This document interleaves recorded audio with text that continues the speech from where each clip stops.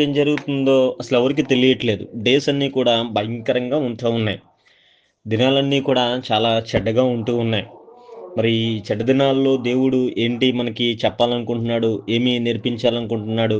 అనే ఆలోచన చేస్తే ఈ దినాన్ని ఒక వాక్య భాగాన్ని నేను మీ ముందుకు తీసుకురావాలనుకుంటున్నాను. దేవుడు కొన్ని హెచ్చరికలు మనకి జారీ చేస్తా ఉన్నాడు. ఆ హెచ్చరికల ప్రకారము మన జీవితాన్ని కొనసాగించుకోవడానికి మనం ప్రయత్నిద్దాం. ఈ దినాన్ని మనము ధ్యానించబోయే అంశం పేరు దేవుని హెచ్చరికలు.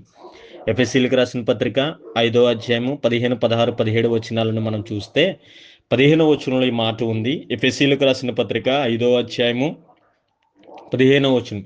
దినములు చెడ్డవు గనుక మీరు సమయమును పోనీయక సద్వినియోగము చేసుకొనుచు అజ్ఞానుల వలె కాక జ్ఞానుల వలె నడుచుకున్నట్లు జాగ్రత్తగా చూచుకొనుడి.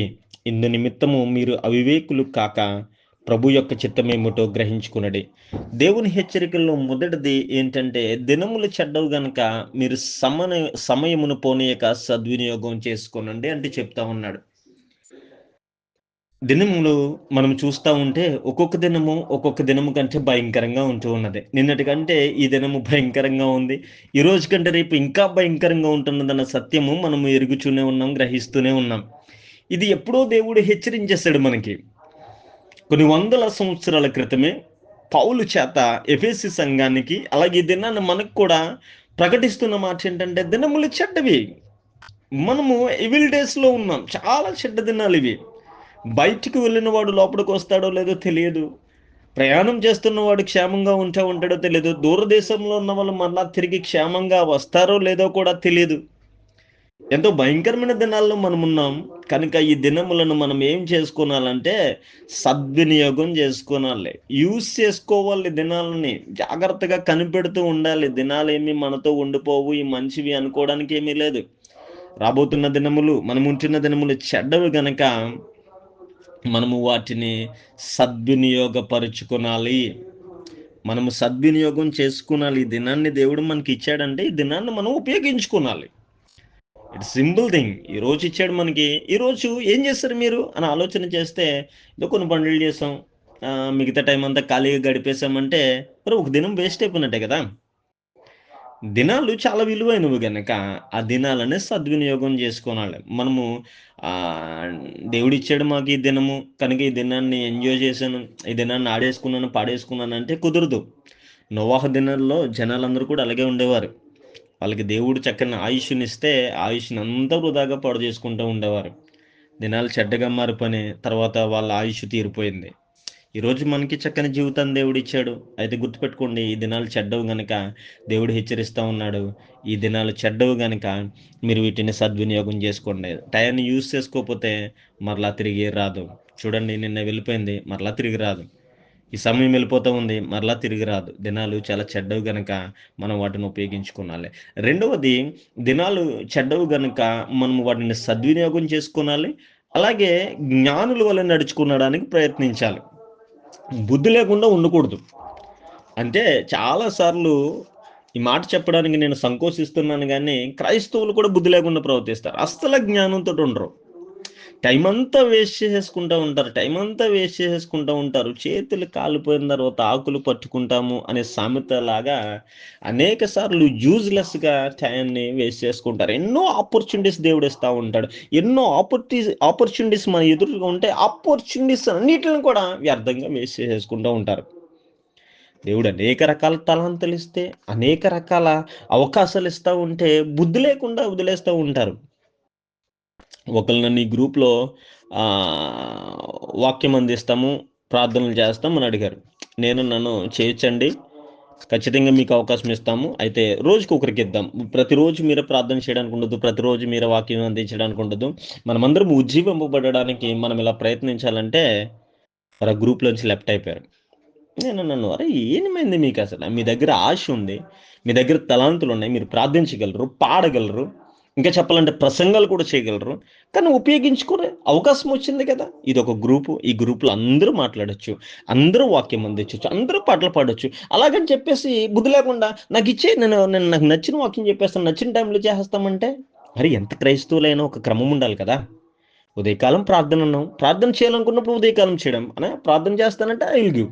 ఒక పాట పాడతామంటే పాటలు పాడ, ప్రసంగం చేస్తామంటే ఈవినింగ్ చేయొచ్చు. కాదు నాకు అనిపించినప్పుడే చేస్తాను, నాకు అనిపించినప్పుడల్లా ప్రతిదీ పంపించేస్తాను, నాకు ఆ పోస్ట్ నా దగ్గర ఉంది నేను పెట్టేస్తాను, ఈ పోస్ట్ నా దగ్గర ఉందంటే అలా దేవుడు అజ్ఞానంగా ప్రవర్తించమని చెప్పడం. మనం జాగ్రత్తగా నడుచుకోవాలి, అజ్ఞానుల వలె కాకుండా జాగ్రత్తగా ఉండాలి. ఈ టైము మనము సరిగా యూటిలైజ్ చేసుకోకపోతే, నేనంటే ఉన్నాను, ఆ వ్యక్తి ఒకవేళ ఈ టైంలో ఉండి నేను ప్రసంగిస్తానన్నారనుకోండి, నేను ఆగి వారికి ఇస్తాను, చక్కగా ఆయన ఉపయోగించుకోవచ్చు కదా. కానీ అజ్ఞానంతో ఏం చేశాడు, బయటికి వెళ్ళిపోయాడు. దేవుడు ఆయన మరొక చోట వాడుకోడు అని నేను చెప్పట్లేదు, ఆమెను మరొక చోట ఉపయోగించుకోవడం అని చెప్పట్లేదు. కానీ క్రైస్తవులమైన మనం కూడా అంత అజ్ఞానంతో ఉంటే ఎలాగా? నేను చెప్తా ఉన్నాను, రివైవల్ సోల్స్ ఫర్ జీసస్ అనేది ఒక ఫ్యామిలీ లాగా మనం బిల్డ్ చేసుకుంటా ఉన్నాం. 100 మంది ఇందులో ఉన్నారు, అందరూ కూడా క్రైస్తవులే కదా, అందరికీ విశ్వాసం ఉంది కదా, అందరికీ వాక్యం అందించాలని ఉంది కదా. అయితే నేను ఒక ఆర్గనైజ్డ్గా తీసుకెళ్తా, ఒక్కొక్క ఆత్మను ఉజ్జీవింపజేసుకుంటూ సర్వలోకమునకు వాక్యం అందించాలనే తలంపుతో మనం ఉన్నాం కనుక జ్ఞానంతో ప్రవర్తించడానికి ప్రయత్నించండి. ఇటువంటివి నేను ఒక వ్యక్తిని ఉద్దేశించి మాట్లాడడం కాదు, మన జీవితాల్లో కూడా క్రైస్తవులుగా అనేకమైన అవకాశాలు మనం పాడు చేసుకుంటూ ఉన్నాం. సంఘాల్లో పాడమని అవకాశం ఇస్తే తర్వాత పాడతానులే అనేవాళ్ళు ఉన్నారు, సంఘంలో వాక్యం చదవమంటే తర్వాత చదువుతాంలేండి అంటూ ఉన్నారు. అరే, దినాలు చెడ్డవి, ఏ సమయాన్ని ఏ జరుగుతుందో తెలియట్లేదు కనుక ఉపయోగపడు. ఈ రివైవల్ సోల్స్ ఫర్ జీసస్ అని పెట్టడానికి కారణం కూడా అదే. ఉన్న సమయాన్ని ఉపయోగించుకుని, దినాలు చెడ్డగా ఉన్నాయి, ఏ అవకాశం వచ్చినా వదలకూడదు. ఇందులో ఉన్న 100 మందిలో నాకు 10 మంది కంటే ఎక్కువ తెలియదు, నిశ్చయంగా మాట్లాడుతూ ఉన్నాను. అనేక మంది రకరకాల ప్రాంతాల నుంచి, రకరకాల ప్రదేశాల నుంచి, రకరకాల దేశాల్లో ఉన్నవారు కూడా ఈ గ్రూప్లో ఉన్నారు. వారందరికీ నేను చెప్తున్న మాట ఏంటంటే, దినాలు చెడ్డవు గనక వచ్చిన అవకాశాన్ని విడిచిపెట్టవద్దు. మొదటిగా దినాలు చెడ్డవి తెలుసుకుని మనం సమయం పోనివ్వకుండా ఉండాలి. రెండవదిగా వచ్చిన అవకాశాన్ని ఉపయోగించుకోవాలి. నాకు అవకాశం వస్తేనే అని 1, 2 అవకాశాల కోసం చూడడం కాదు, దేవుడు మన ఎదుట పెట్టిన ప్రతి అవకాశాన్ని కూడా మనం వినియోగించుకోవాలి. ఉదాహరణకి ఇందాక చెప్పాను కదా, నోవాహ్ దినాలు చెడ్డగా ఉన్న సమయంలో వారు సమయాన్ని పట్టించుకోలేదు, ఉన్నదిలే లైఫ్ అనుకుంటూ ఉన్నారు. కానీ ఒక అవకాశం వచ్చింది, నోవాహు ఒక ఆట తయారు చేస్తా, ఇదిగో దేవుని గురించి జ్ఞానము ప్రకటిస్తూ ఉన్నాను తెలుసుకోండి అంటే, అజ్ఞానులు నోవాహుని హేళన చేశారు, అజ్ఞానులు నోవాహుని తిట్టారు, నోవాహుని లెక్కే చేయలేదు. వారి జీవితం దారుణమైపోయింది. నోవాహు దినముల వంటి దినములలో మనం ఉన్నాం. అటువంటి చెడ్డ తరము వచ్చిన మనం ఉంటూ ఉన్నాం కనుక అజ్ఞానుల వలె కాక అజ్ఞానుల వలె ప్రవర్తిస్తూ వచ్చిన ప్రతి అవకాశాన్ని వినియోగించుకుని క్రీస్తు స్వార్థను ప్రకటిస్తూనే మన జీవితాలను చక్కగా కట్టుకోవాలి. అన్నిటికంటే ముఖ్యంగా మూడవ మాత్రమే దేవుని హెచ్చరికలు ఏంటంటే, సమయం అయిపోతుంది. రెండవది, జ్ఞానంతో నడవండి. మూడవది ఏంటంటే, దేవుని చిత్తం ఏంటో గ్రహించండి. దినములు చెడ్డవు గనక మీరు సమయమును పోనీయక సద్వినియోగం చేసుకొనుచు అజ్ఞానుల వలె కాక జ్ఞానుల వలె నడుచుకున్నట్లు జాగ్రత్తగా చూసుకునడి. ఇందు నిమిత్తము మీరు అవివేకులు కాక ప్రభు యొక్క చిత్తమేమిటో గ్రహించుకునడి. పౌలు గారు ఎఫెసీ సంఘానికి చెప్తున్నారు, మీ జీవితంలో ప్రభు యొక్క చిత్తమేమిటో గ్రహించుకొనండి.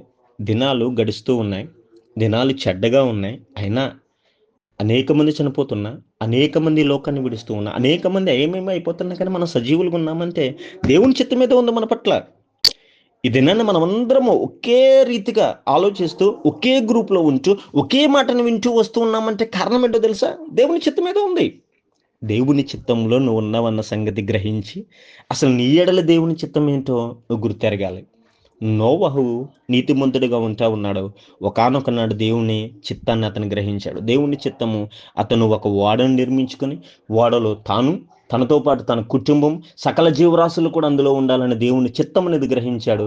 కష్టపడి పనిచేసి ఓడను నిర్మించి తాను, తన కుటుంబం, సకల జీవరాశులను బ్రతికించుకున్నాడు. ఆనాడు దినాలు చెడ్డవి, సమయం అయిపోతుందన్నది వాళ్ళు గ్రహించుకోలేదు, జ్ఞానంతో ప్రవర్తించలేదు, దేవుని చిత్తం ఏంటో కూడా గ్రహించుకోలేదు కనుక నశించిపోయారు. ఈ దినాన్ని అదే దేవుని హెచ్చరికలు మరలా నేను మీ ముందుకు తీసుకువచ్చాను. సమయం అయిపోతుంది మిత్రమా, సమయాన్ని జ్ఞాపకం పెట్టుకో. అజ్ఞానువుల కాకు జ్ఞానంతో నడుచుకో. అన్నిటికంటే ముఖ్యంగా నీ జీవితంలో దేవుని చిత్తం ఏమిటో గ్రహించి నీ ద్వారా దేవుడు ఏం చేయాలనుకుంటున్నాడు, ఎందుకు నిన్ను సజీవుడిగా ఉంచాడు, ఎందుకు ఇటువంటి స్వార్థకు కారణమైన గ్రూప్స్లో నిన్ను పెట్టాడు గమనించుకుని దేవుని చిత్తం ఏమిటో గ్రహించి చక్కగా జీవించాలని మనస్ఫూర్తిగా కోరుతూ, దేవుని యొద్ద నుంచి వచ్చి ఈ దేవుని హెచ్చరికలను మరచిపోకుండా మరలా ధ్యానించాలని మనస్ఫూర్తిగా కోరుకుంటూ నేను మాటలు ముగిస్తున్నాను. దేవుడు మిమ్మల్ని దీవించిన గాక. చిన్న ప్రార్థన చేద్దాం. ప్రేమ నమ్మకం కలిగిన మా దేవ, మీకు వందనాలు, స్తోత్రములు తండ్రి. ఇదిగో మీ హెచ్చరికలను మరొకసారి మేము జ్ఞాపకం చేసుకోవడానికి కృప చూపించినందుకు వందనాలు. ఎపిసీలకు రాసిన పత్రిక 5వ అధ్యాయం 15వ వచనం నుంచి 17వ వచనం వరకు మేము చదివి దాన్ని ధ్యానం చేసుకోవడానికి మీరు కృప చూపించారు. ఇదిగో ఈ మాటలు వింటున్న ప్రతి ఒక్క బిడ్డను మీరు జ్ఞాపకం చేసుకునండి. ఇది వారు విని అనేక మందికి పంపిస్తూ ఉండగా తండ్రి, దాని ద్వారా రావాల్సిన ఆశీర్వాదాల దీవెనలు మెండుగా కుమ్మరించమని, ఈ యొక్క రివైవల్ సోల్స్ ఫర్ జీసస్ అనే గ్రూపులు ఎంతమంది అయితే ఉన్నారు వారందరి ఆత్మీయత్వం బలపరచులాగున, ఇదిగో ఈ చెడ్డ దినములు వారు జీవిస్తూ ఉండగా నీ యొక్క హెచ్చరికలు తెలుసుకుని వారు జీవించలాగున కృపను అనుగ్రహించమని, ఆనాడు చెడ్డ దినాల్లో నివసించిన నోవాహు కూడా తండ్రి సురక్షితంగా తను ఒక ఓడని కట్టుకుని ఎలాగైతే జీవించాడో ఆ రీతిగా ఈ చెడ్డ దినాల్లో మేమును కూడా విశ్వాసం అనే ఓడని కట్టుకునే వాటిలో జీవించడానికి సదాకాలము నీకు మాదిరికరమైన బిడ్డలుగా ఉండడానికి కృప చూపించమని యేసు నామములో అడిగి వేడుకొనుచున్నాం తండ్రి, ఆమేన్. తండ్రి, కుమార, పరిశుద్ధాత్మ త్రియేక దేవుని దీవెన సదాకాలం మీకు తోడనగాక. ఆమేన్.